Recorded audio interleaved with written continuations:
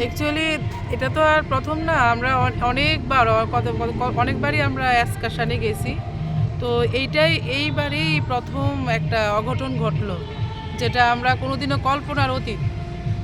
আমরা 5 জন টিচার ছিলাম, তার মধ্যে 2টা বাস ছিল, আমরা ছিলাম 86 স্টুডেন্ট। আমরা 2টা জায়গায় গেছি, একটা হচ্ছে সায়েন্স সিটি আর একটা হচ্ছে উজ্জয়ন্ত প্যালেস। তো সব কিছুই মঙ্গলমতী হয়েছে। তো আর হঠাৎ করে আমার শরীরটা খুবই খারাপ লাগলো, মানে অনেকটা সেই মানে আমি যেটা মানে ওয়াশরুমে গেলে শান্তি পাওয়া যায় এরকম। তো আমি স্যারদের সাথে কথা বললাম, আমার স্কুটিটা এখনও ইয়েতে আছে। লোকাল টিচার হিসাবে আমার আর একজন স্যারের উপরে দায়িত্ব ছিল। আমি ছিলাম সেই মেয়েদের বাসে, আর আরেকটা বাসে ছেলেদের বাসে ছিল আর ওই লোকাল টিচার। আর আমরা 3 জন টিচার ছিলাম মেয়েদের বাসটাতে। তো 2 জন টিচার আগরতলাতে নেমে যায়, আর আমার উপর দায়িত্ব ছিল স্কুলে গিয়ে ওদেরকে নামিয়ে তারপর স্কুটিটা নিয়ে আমি চলে যাব, যেহেতু আমার বাড়িটা এনআইটি কোয়ার্টারে আমি থাকি। তো কিন্তু আমার হঠাৎ করে শরীরটা এত খারাপ লেগেছে যে আমাকে নামতে আমি বাধ্য হয়েছি। আমি রানীর বাজারে নেমেছি। নামার সময় আমি ড্রাইভারকে বলেছি, কন্ডাক্টরকে বলেছি, ওই স্যারকেও বলে, স্যার বলছে আপনি নিশ্চিন্তে যান, আমরা তো এসেই পড়েছি, আমরা চলে যাব। আর আপনি যখন গাড়ি থেকে নামছেন তখন কি আপনি আপনার স্কুলের প্রিন্সিপাল বা ভাইস প্রিন্সিপালকে ইনফর্ম করছিলেন? হ্যাঁ, আমার ভাইস প্রিন্সিপালও জানেন আমার অসুস্থতার কথা, আমি ওনাকে বলেছি। না, আপনি যে গাড়ি থেকে নেমে গেছেন এটা ভাইস প্রিন্সিপাল জানে? হ্যাঁ, আমি ওনাকেও জানিয়েছি। এবং আরেকজন যে টিচার ছিল বয়েজদের বাসে, ওনাকেও আমি জানিয়েছি যে স্যার এরকম অবস্থা। স্যার বলছে আপনি চিন্তাই করবেন না। আমি স্যারকে বলেছিলাম যে স্যার আপনি এই বাসে চলে আসুন। তো যাই হোক, স্যার বলেছে কিচ্ছু হবে না, কাছেই তো চলে এসেছি, ঠিক আছে আপনি চিন্তা করবেন না। তারপরে ওই ড্রাইভার কন্ডাক্টর ওরাও বললো যে না চিন্তা করবেন না, আমরা আছি। তো আমি যাই হোক, আমি বাড়িতে পৌঁছেছি। আমি কিন্তু তারপর ফোন করছি বারবার, ওরা গিয়ে ভালো করে পৌঁছেছে কিনা, কিন্তু তারপরে থেকে আর ফোন রিসিভ করা হচ্ছে না। তখনই বুঝে গেছি সামথিং ইজ হ্যাপেন দেয়ার। এর সময় কি ড্রাইভার আর অ্যাসিস্ট্যান্টের মানে এমন মদ খায়া এমন আসলে?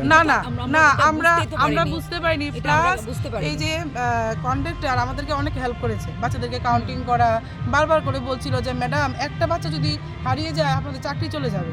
হ্যাঁ, তো আমরা খুব লোকটাকে ব্যবহার আমরা একদমও ভাবিনি যে লোকটা কিছু অসংলগ্ন কিছু ব্যাপার স্যাপার করতে পারবে। তো যাই হোক, আপনি যখন নেমে গেছেন তারপর আরেকজন স্যার আছিল, উনি কই আছিল? উনি ওই তো মানে ওই বয়েজদের বাসেই ছিল। মানে মেয়েদের গাড়িটা খালি আছিল? হ্যাঁ, মেয়েদের গাড়িটা এটাই আমাদের একটা ভুল হয়ে গেছে, সাংঘাতিক ভুল আমার লাইফ। ম্যাডাম মানে স্যাররে কইছে আর কি যে আপনি মেয়েদের গাড়িতে আয়া পড়েন। ওই আওয়াজ যাওয়ার মধ্যে যে সময়টা, ওই সময়ের মধ্যে স্যার কি আইছিলেন ওই গাড়িতে? হ্যাঁ, আইছে। কোথায় আইয়া উঠছে? এটা আমি ঠিক জানি না, কিন্তু স্যার আইছে কিন্তু এটা ব্লক চুমনি না? ব্লক চুমনি অ্যাকচুয়ালি আমরা তো বাড়িতে চলে গেছিলাম, কিন্তু স্যার এসছে, এখন কোথায় আমরা জায়গাটা বুঝতে। স্যারের সাথে যদি কথা বলেন স্যার হয়তো বা ভালো বলতে পারে হ্যাঁ কোন জায়গাটা, কিন্তু স্যার তারপরে মেয়েদের বাসে স্যার চলে মানে ব্লক চুমনি আমাদের সাথে স্যারের কথা হয়েছে। যখন ব্লক চুমনি গাড়ি তখন আমাদের সাথে কথা হয়েছে যে স্যার বললেন যে আমি মেয়েদের গাড়িতে আছি, কোনো চিন্তার ব্যাপার নেই। স্যার যখন মেয়েদের গাড়িতে আই পড়ছিল তখন তো অটোমেটিক ছেলেদের গাড়িটা খালি হয়ে গেছিল আবার। তখন তো ওই গাড়িতে কোনো টিচার ছিল না। না, কিন্তু ছেলেরা কিন্তু সবাই সেফলি বসতো। স্যার আবার বলেছে, স্যার এসে ওদেরকে শাসন করেছে, 2-3 চড়ও দিয়েছে নাকি, এইটুকু বললো। যাই হোক, সাংঘাতিক অকল্পনীয় একটা ব্যাপার, যেটা সাথে স্বপ্নেও কল্পনা করতে পারিনি।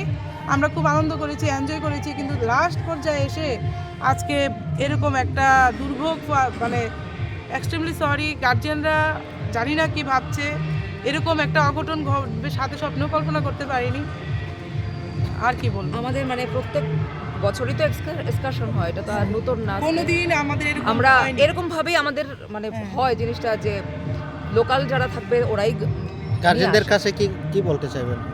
গার্জেনদের কাছে তো সবচেয়ে প্রথম আমরা মানে ক্ষমা প্রার্থী যে আমাদের কারণে এই ঘটনাটা হয়েছে, কিন্তু তারপরেও আমরা তো স্বীকারই করছি যে আমাদের ভুল হয়েছে, কিন্তু এই জিনিসটা হওয়ার ছিল না। আমরা কিন্তু আমাদের দায়িত্বটা পালন করছিলাম ঠিকই, আমাদের দায়িত্বটা কিন্তু পালন করা, কারণ আমাদের দুটো বাসে আমরা 2 জন টিচার অবশ্যই ছিল। মানে আমরা এইভাবেই সবসময় যখন এক্সকারশন করি, যতগুলি বাস যায় প্রত্যেকটা বাসে টিচার থাকে। আমরা এমনিতেই কিন্তু ছেলে মেয়েদেরকে একলা ছাড়ি না, যেহেতু আমাদের সকাল থেকে কথা হয়ে গেছে যে আমরা যারা আগরতলা ছিলাম তারা আর আসতে হবে না এইভাবে কথা হয়ে গেছে।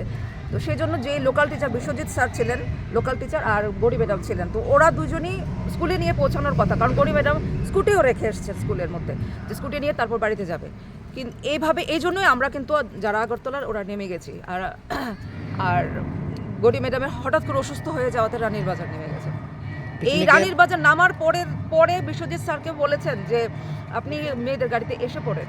এই আসার সময়ের মধ্যেই যা ঘটনা ঘটার হয়ে গেছে। কিন্তু আরেকটা কথা ছিল যে আপনি যখন নামার আগে আপনি ভাইস প্রিন্সিপালকে ইনফর্ম করছিলেন, তখন কি ভাইস প্রিন্সিপাল কইছিল ঠিক আছে আপনি নেমে যান, ওই গাড়ি যাক? না না, ভাইস প্রিন্সিপাল আমাকে বলেছিল যে ওই স্যারের সাথে একটু কথা বলে নিতে, স্যার পারবে কিনা। আচ্ছা, আমি স্যারকে রিকোয়েস্ট করি, স্যার ঠিক। মেয়েদের বাসে আপনি চলে আসুন। বলছে হ্যাঁ আপনার চিন্তা করতে হবে না, আমি আসবো। তো আমি এটাকে বলেছি আমার শরীরটা খুব খারাপ লাগছে, আমি কিন্তু রানীবাজারে নেমে যাব। তো বলছে ঠিক আছে আমি ম্যানেজ করব। কিন্তু বললাম তো এটা একটা শিক্ষা হয়েছে যে বাচ্চাদেরকে যে আর এরকম যে হবে জানি না, অসুস্থ একটা মানে হঠাৎ করে, আর ঘটনাগুলো যেরকম একটা অস্বাভাবিক, যাকে বিশ্বাস করলাম সেই মানে বিশ্বাসঘাতকতার মতো অবস্থা। যে দায়িত্ব দিয়েছিলাম যে না, লোকগুলোকে দেখে বুঝতে পারিনি যে তারা যে এরকম মিসবিহেভ করবে বাচ্চাদের সাথে, যেখানে বারবার করে বলেছে যে না ম্যাডাম একদম চিন্তা করবেন না, আমরা একদম সুস্থ মতো বাচ্চাদেরকে সঠিকভাবে পৌঁছে দিয়ে আসবো। ওই বিশ্বাসটা করাটাই আমার ভুল হয়ে গেছে।